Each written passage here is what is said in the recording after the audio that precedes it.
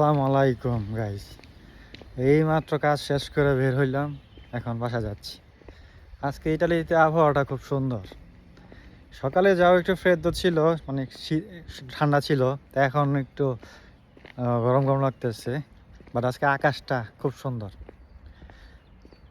সব জলমলে। হ্যাঁ, গরম পড়ে গেছে ইটালিতে।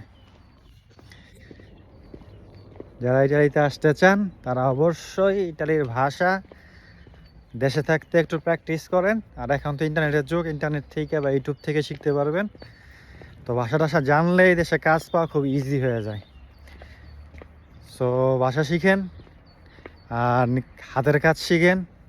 সবচেয়ে ভালো হয় যদি চুল কাটা শিখতে পারেন, তাহলে ইটালিতে আইসা কয়েক মাস বা কয়েক বছর কাজ করে একটু ক্যাপিটাল জমাইয়া পরে একটা চুল কাটার দোকান দিলে ভালো ইনকাম। মানে যত খাটতে পারবেন তত টাকা।